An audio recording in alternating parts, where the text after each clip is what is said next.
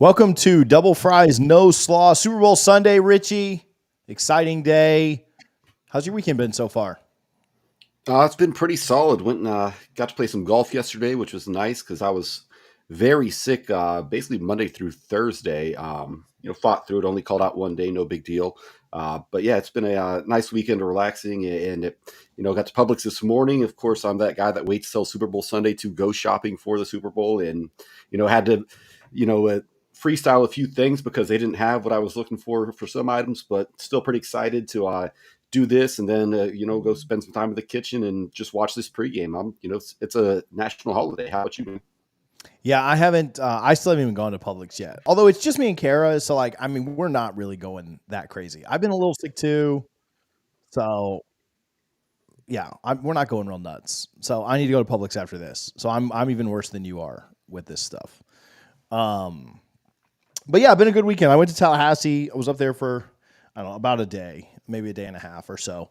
Actually, not even that, not even 24 hours. But was up there, had a good time. And let's jump into it. I want to get on this pregame show too. So, Double Fries No Slaw brought to you by Guthrie's. I did slide by Guthrie's while I was in town, so that was always fun. 1818 West Tennessee Street, or 2550 North Monroe, or 2870 Appalachia Parkway. Make sure you get your gut box Double Fries No Slaw.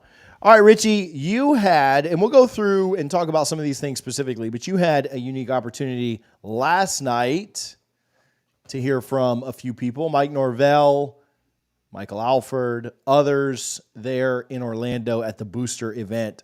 How did that go? Let's go through each thing here on your line item, but just kind of an overall. Let's start there. Yeah, I just thought it was a really well done event at the Renaissance right by SeaWorld over there. So literally less than 2 miles from my house. So it definitely was not upset with that. And yeah, just a really well run event. We're waiting for the doors to open at 7. So Lindsay and I get to the bar, have a drink, and then I'm walking by. I run into our buddy Sinone and got to talk with him for a little bit. The worst. Yeah, he was the only media member that I saw there. I'm pretty sure there were others, but it was good catching up with him. And then I ran into Alford in the hallway as well, outside the conference rooms. Chatted with him for a minute, and always good to hear from him and see him. But the event just really well done. They had a Photoshop, or not a Photoshop, a photo line for everybody. And literally within like 20 minutes, they probably had everybody in that conference room through there. And it was a full conference room. There was, standing room only. And they had, I think, all 3 ballrooms there. Just very well done. They didn't even advertise that there was going to be an all-you-can-eat buffet, but they did have one with sliders and chicken thighs. The food was pretty good. It's, standard hotel conference food, but I wasn't complaining about it. I thought it was really cool. Mike was super engaged with all the fans. He literally, every gentleman that walked up to get their picture taken with them, he shook their hand and thanked them for coming. And every lady that walked up there, he gave them a big hug. It's the highlight of Lindsay's night, saying she got to get a hug from Mike Norvell. Just a really fun event. They've come a long way from what they used to be. And this was just well organized and just a lot of fun. And everyone I spoke with, people that, I didn't even know, they were all had the same thoughts. Ran into several people who wanted to shout out Double Fries No Slaw, said they really enjoy the show. So I appreciate you guys out there.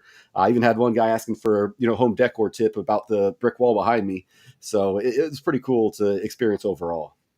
Heck yeah. Let's get into a little bit of what Mike talked about. We'll kind of just go through your list, some of the notes that you have here. First thing up was topics on the annual fund, just donation, stadium renovations, premium seating. You said Alfred talked a little bit. We talked a little bit about this on our last show. Alfred talked a little bit about the renovations, the reasons behind it. Obviously, there's a lot of people that are not in love with this. We got comments on all sides of this, good, bad, and indifferent when we did our video on this last week. But what were some of Alfred's thoughts? What were some of his big takeaways and reasonings behind what's going on at Doak? You might be on mute. Yeah, I lost you there for a second. AirPods were messing up. Sorry. So had to do audible here. But yeah, he talked about the renovations and basically preemptively said, I understand some people are going to be upset about this, but he made a very good point. And I thought this was very, intentional. He was comparing the amount of percentage of seats that are premium seating in Doak compared to premium seating in 2 conferences, the SEC and the Big Ten. And he made sure to point that out. He said prior to the renovations that 10% was premium seating. Post renovations, it'll be 13%. And he said, right now, Florida State is not maximizing the revenue they can get from the stadium itself compared to the average of the, again, SEC and Big Ten. He was very specific to mention that multiple times. He's clearly making a point of, where we're going and what we want. And, college football is a business about dollars right now. And if you don't have the dollars to compete, you will fall behind. And Mike Norvell, sees through that and beyond that. And he's excited and, ensured that, it's still going to be a great experience at Dope Guys regardless. I feel fully confident after hearing him speak. And just seeing the plans that are going on. Obviously, this year is going to be a little funky with about 50,000 fans due to construction, but 2025 and beyond, it's going to be a beautiful venue, an amazing experience. He was adamant about that, but again, he kept going home to, we need to be financially competitive with the SEC and Big Ten, and stop short of saying, listen, guys, we're going to be in one of those conferences here in the very near future. We need to make sure when we get there, we're ready and prepared, and we're on the same leveling as they are. So I thought he did a very good job explaining it. Even spoke to some people at our table that had season tickets for 40 plus years that are going to have to relocate their seats. But, even they mentioned, after Mike was done talking, how, it makes sense. And this is what's best for the university. So I know some people are a little upset about it, but trust me, Norvell has the university's best interest. That is his top priority. He's not just doing this to say, oh, I've turned Florida State into a semi NFL stadium. No, this is about maximizing the revenue we can get from Doak. And I thought he did a great job explaining that to the audience. Yeah. At the end of the day, you're never going to do, you're never going to make everybody happy with it. Right. And you're always going to get complaints, and there are always going to be people who are just like, man, this is a terrible decision for FSU. And this is a terrible decision for my family. And at the end of the day, I mean, Michael Alford's the one that's going to have to answer for this. So like, if this really helps FSU in the long run, great. If not, then I don't know, probably cost him his job. And I certainly do trust him. Like, I certainly am not implying that I think it's going to, he's making bad decisions or is going to fail here. But, there's no way to make everyone happy. And that's the biggest takeaway. And at the end of the day, if you can't make everyone happy, then you just have to do what's best for FSU. And that's going to upset some people. And I get it. If I were actually my seats are impacted, just for what it's worth. I, have I think I've had them for 3 or 4 years, so it's not like I've had them for 40 years. But my seats are impacted on the home side. Fairly good seats on like the 35-yard line. Like if I could keep those seats, I'd love to. I also understand that I've been paying a lot less for those seats than most people in America are paying for their college football seats that are that good. And so that's the one thing that it's hard to tell people. Like, oh, well, you've been getting a good deal for 20 years, because nobody wants to hear that in that situation. But I've definitely been getting a good deal for the last 4 years from where mine are. So frustrating. You're not going to make anybody feel better, but good to hear, them. At least they're hearing that stuff, and addressing it, and not just like, oh, we're just going to put it completely out of our mind and we're just going to be full steam ahead. At least he's like, hey, look, I know some of you hate this. Some of you are disgusted with us right now. At the end of the day, this is still what we're doing, but, at least he addresses it, I suppose. Anything else on Mike? Mike being pretty, pretty animated, pretty excited, pretty hyped about the season. Anything that he's sharing during the off season that you thought was noteworthy? Yeah, I mean, look, and this is a friendly crowd. It's like a politician hosting a rally, so of course the support's going to be there. But I was surprised. He was very high energy, and before the booster event last night, he was actually at the Nike Coaches Clinic and spoke for an hour and 20 minutes on stage there. So he goes from that to this setting. Again, from the moment he stepped up for the photo line, he was just high energy. You could feel it. You could feel the excitement in the room. He drew several applauses from the audience. It was what you'd expect, right? It's the best offseason he's ever had to this point. Really excited about the team. He was very complimentary of the players they brought in. Darius Washington was there. He made sure to point him out and give him several shout outs throughout the program.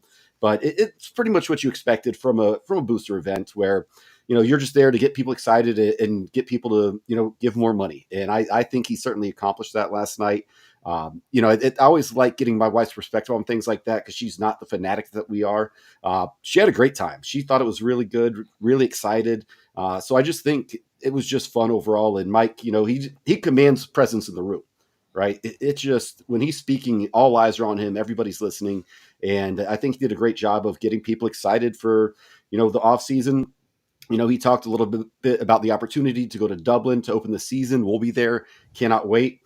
He closed out by basically saying, I can't wait to see you all, whether it's in Dublin or Tallahassee. And, it was just a well done event. And, obviously he wasn't talking a bunch of X's and O's and things like that and recruiting and different things. It was more general approach but kind of knowing the room. And I think, I put down, he gets it, right? He understands the position he's in. He thanked everybody in there multiple times for the support. I think he is, we definitely have the right guy for the job right now. Yeah, it's good too, because I think we all kind of like wallowed in the self-pity of what happened in December, right? With, the snub and then, some signing day, frustration. I think we only had one transfer in December, being Marvin Jones Jr. And so there just wasn't, man, after the ACC championship, there just wasn't a lot of excitement in December, right? Like it was just like, man, this month sucks. Like get them out of here. January much better with a lot of transfers. Obviously you picked up Amari Williams. Not that recruiting or like a booster event's going to be excited about a 4-star joining the class or whatever. But like I think that there's there's just a better feel right now. You've put some distance between you right now and the snub and everything that kind of like went wrong with Florida State football. And so again, just kind of better spot at this point. Anything else major from it, or is that pretty much all you got? That was pretty much it. Yeah, it's pretty much it. It went from. They didn't touch on the ACC at all. They did mention the lawsuits. And Michael Alford, he it was funny. Remind me the guy's name that was the MC. It wasn't Culhane. It'll come to me. Tom Block wasn't Block either. Either way, but he mentioned that he made a joke basically when Alford was on stage speaking. He's like, "Hey, what's going on with all these lawsuits? Any news around that?"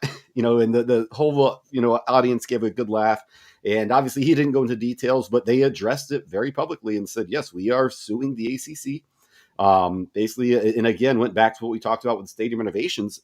And the message was, listen, this is not financially liable to have a long-term in this conference. But they openly brought it up. They didn't take audience questions, which typically if an event like this, they don't do that.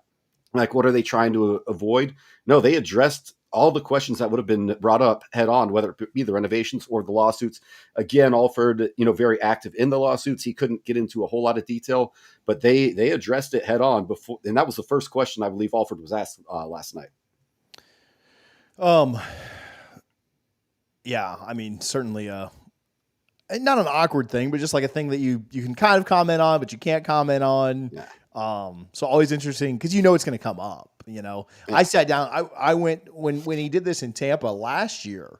We hadn't even sued yet, right? And there was a question, and in the little media breakout, it was me and Brett McMurphy and Matt Baker and Perry, and he was, it was Norvell, and he's like, I don't know anything about all that, and it was before obviously we'd even sued or anything, but it's like.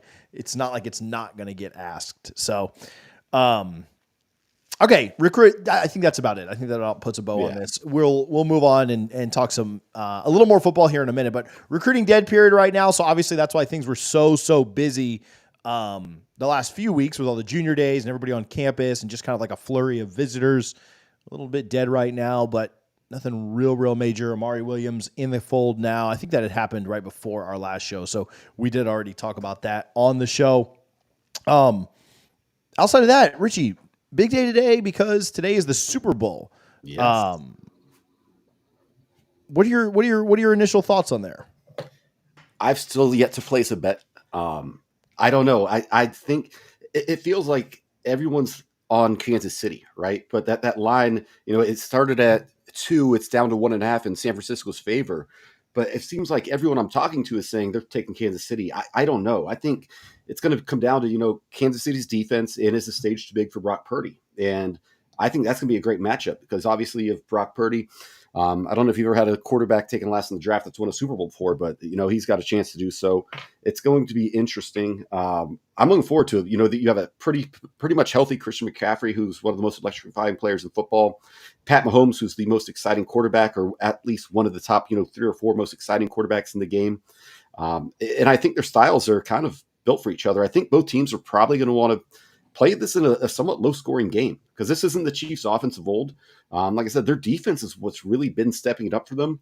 But San Francisco and what Shanahan runs is just so tough to defend.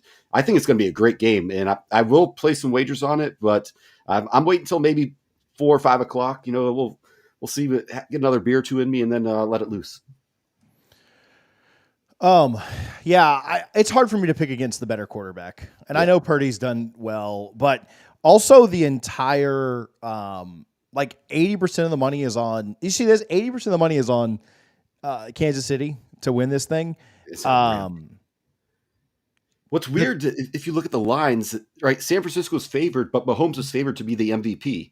And only once in history, Super Bowl V has the losing team that had the MVP of the Super Bowl. So all this stuff is just fascinating to me.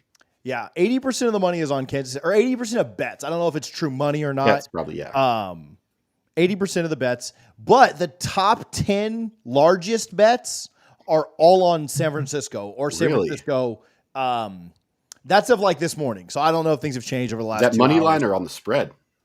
All over. Money line, spread, Brock Purdy for MVP. So if you're picking him for the MVP, obviously, I got you. So different San Francisco props, but not McCaffrey to score a touchdown or anything like that. Winning, basically wins or winning props. So anyway, really interesting. There, I don't know. I can't go away from Kansas City. Can't go away from Kansas City. That's where I'm picking. I'm and I'll probably be wrong. I think Vegas is going to give everybody a bath tonight. You going to take the 1.5, or are you going to take the money line here? No, I'm going to probably tease it up a little bit. Make it even make it 4.5. more. If they win, I'm going to go Kansas City -3, take an alternate line. Because if they win, I think they win by a field goal. So at least get some more juice with it. The 1.5 or the money line's the same. To me, that's the same thing. Yeah. When was the last Super Bowl that somebody won? Somebody won by less than 3. It's been a long time. I think it was the Rams, the Rams and Patriots, way back, wasn't it? Super Bowls aren't typically very close. No, they're really not, especially when the Bucs playing it. So I think it's been a long time since you've had a really close Super Bowl. So Harlan just said, I just want Taylor Swift to win. Yeah, I do. What are your thoughts on the whole Taylor Swift thing? Let's talk about that, and then we'll move on. I have no problem with Taylor Swift. I think it's hilarious seeing guys so upset, oh, get her off my screen. I was listening to, I forget, I think it was Part of My Take, but another sports podcast, and they were talking about Taylor Swift, and they compiled, I think it was the New York Post or New York Times, compiled the time of airtime that Taylor Swift had spent on games, and it was for a 7-game stretch, and her average was 27 seconds on screen.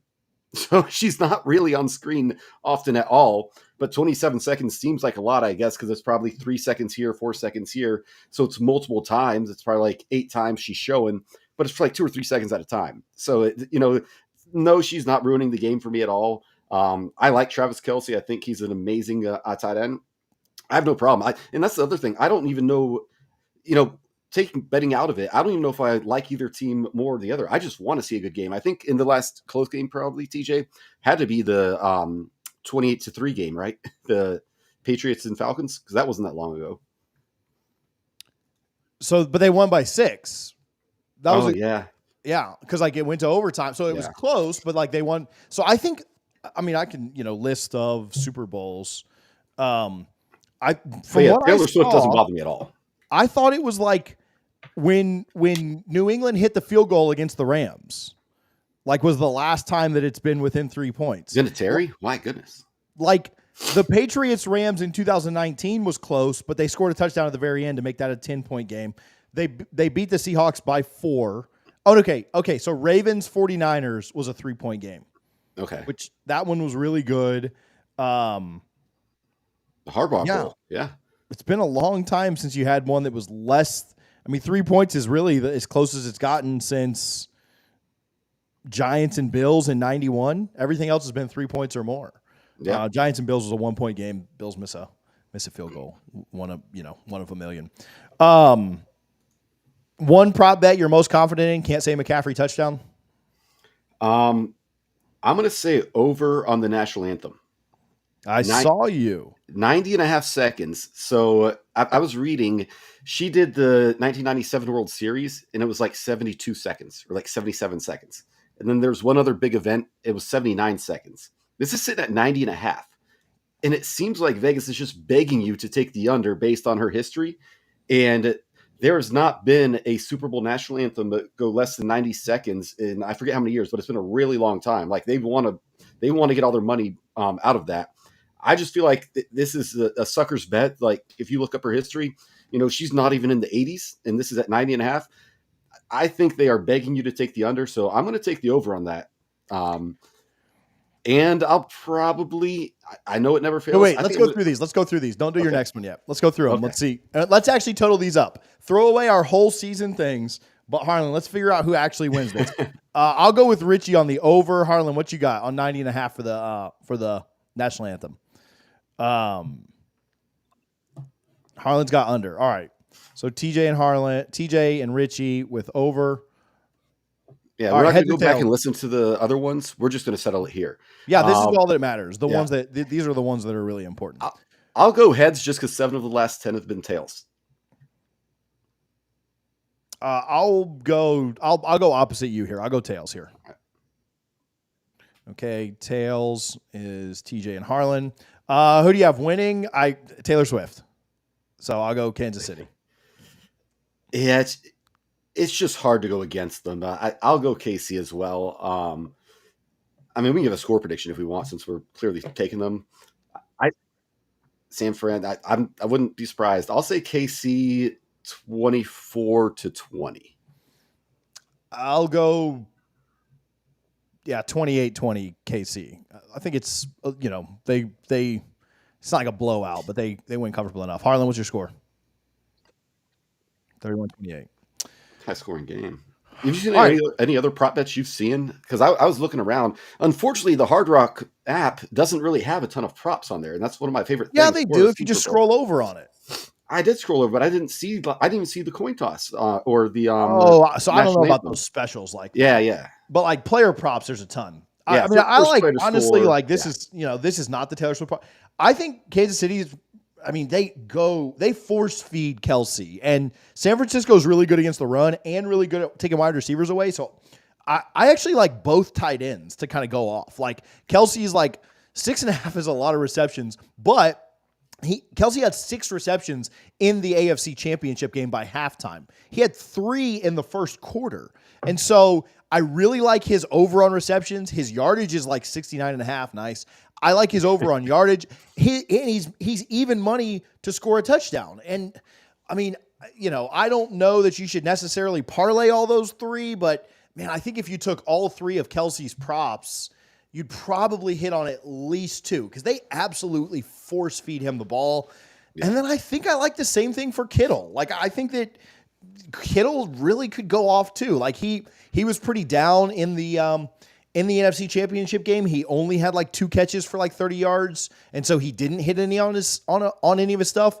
But KC's defense is good too, and so I think going to the tight end is probably a big thing. I like McCaffrey's to score a touchdown, but I mean it's like minus 225. Like it's just not good odds. But like if I had like a guaranteed one, like I don't know, bet $500 on it to win 200, then maybe McCaffrey scoring a touchdown would be one. But you just have to put so much money down to make anything on that one that I don't think it's worth anything. Not worth the risk. But I will give and they're not a sponsor, not yet this year at least, but the Hard Rock app.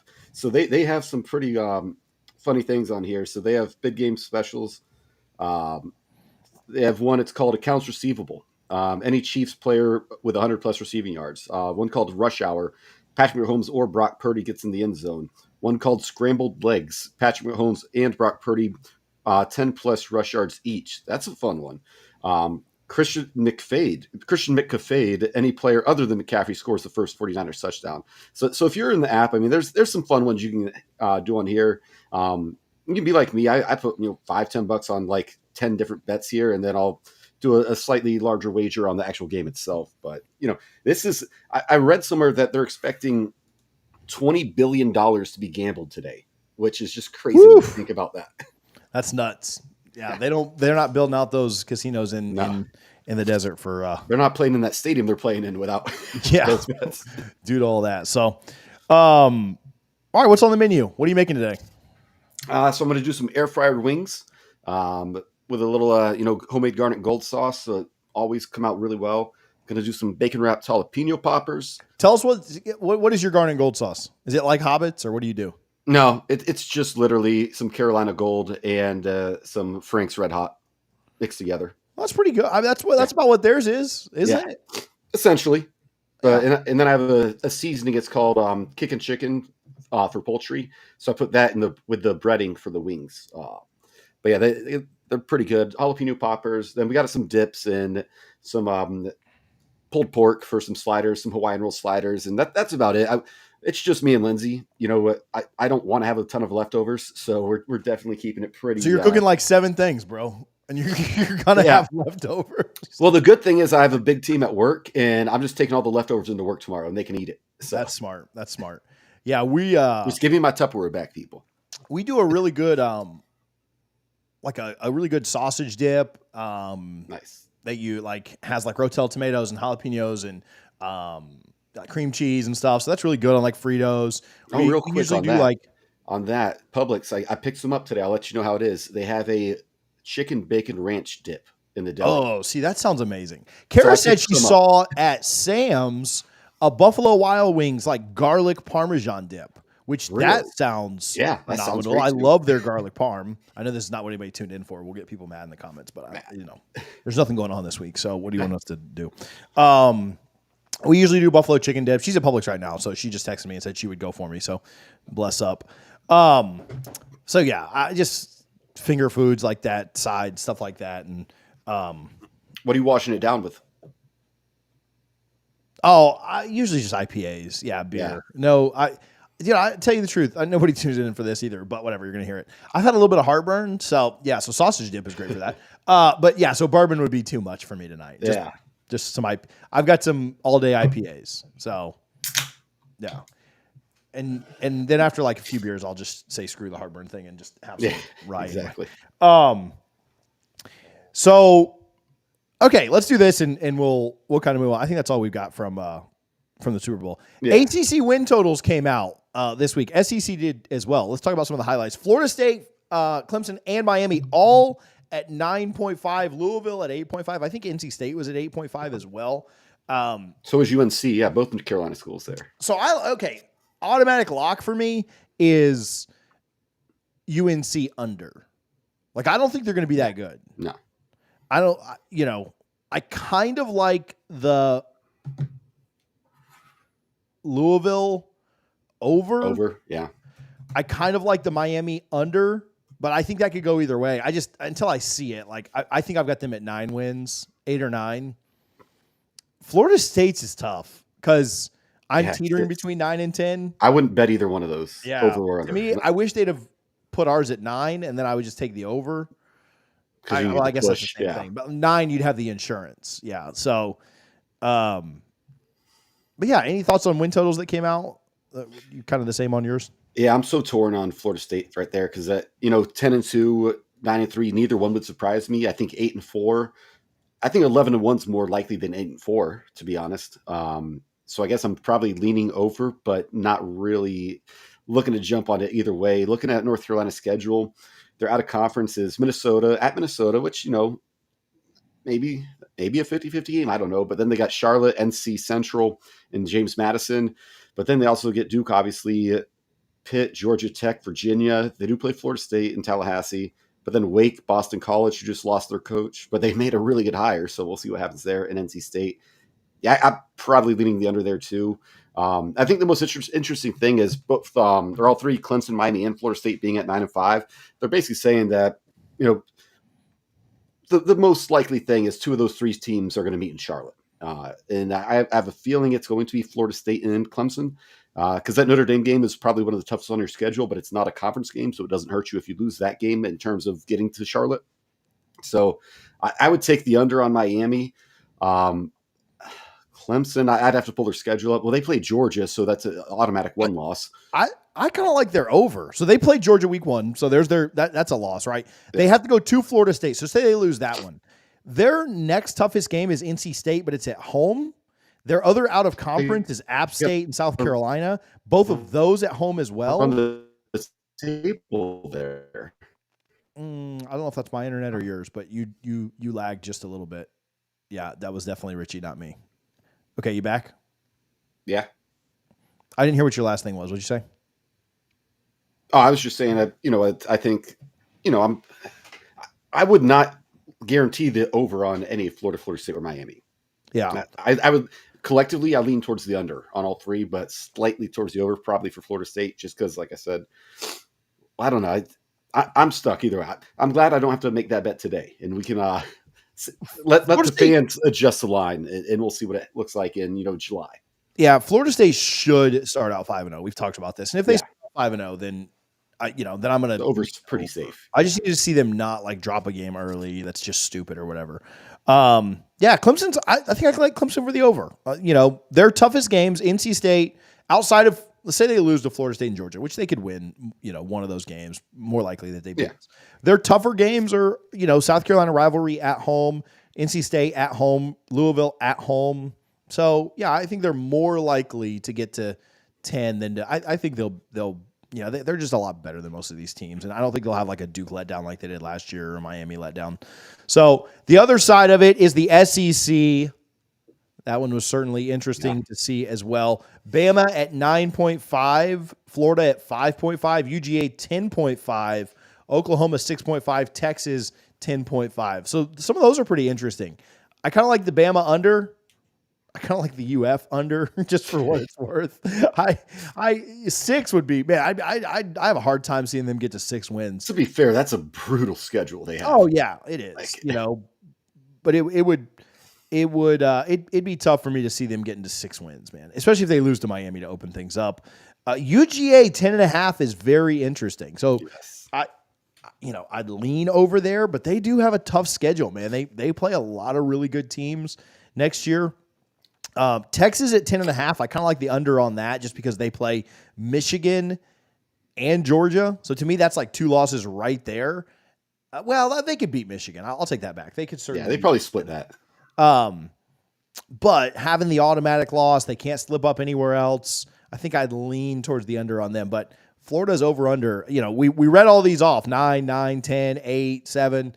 Florida's, over under is looking for a bowl game. So certainly don't feel bad about that at all, and enjoy seeing it. It's got to be Napier's last year. Yeah, 100%. Especially, I don't know if you saw, but he basically was hinting to all of the people of influence at the University of Florida, like, yeah, we're going to make some changes to this offensive staff. I might bring in a coordinator.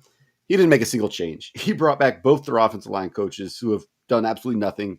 I think even 7-5, which would be extremely overachieving, might get him fired at this point. I just don't know how he needs probably a 9-3 season, or he needs to knock off Georgia or Florida State at the end of the season. He might be fired before the Florida State game, to be honest.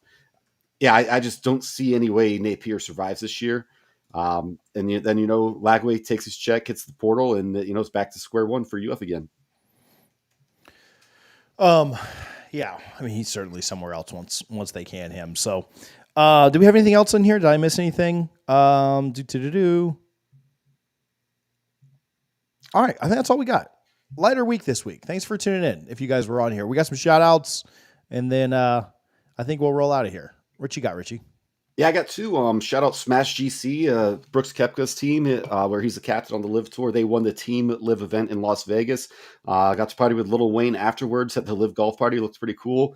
And then former Florida State golfer Cristobal del Solar, he made history. The lowest round ever in a PGA sanctioned event at a 57.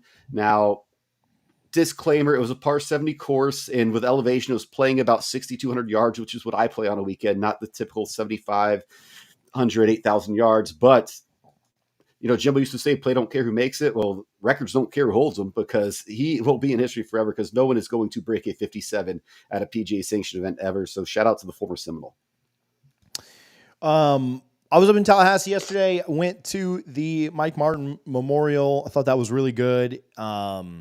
Really well done, really well put together. A lot of attendance, very, very, very well attended. Most of the chairback seats were filled up. So I thought that was really, really cool, really well done. And it was neat. So, shout out everybody that had a hand in putting that together. I went by and saw the softball game, saw a little bit of the tennis match that was happening yesterday, and I think Florida State's just about swept the weekend, minus basketball. Tough loss last night.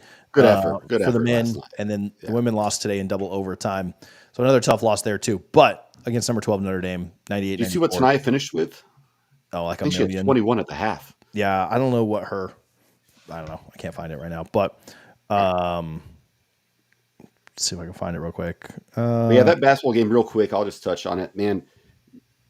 To score in the 70s against Virginia, it just doesn't happen very often. When it's a Virginia team like this, Florida State really had a chance late. They just, they didn't have enough.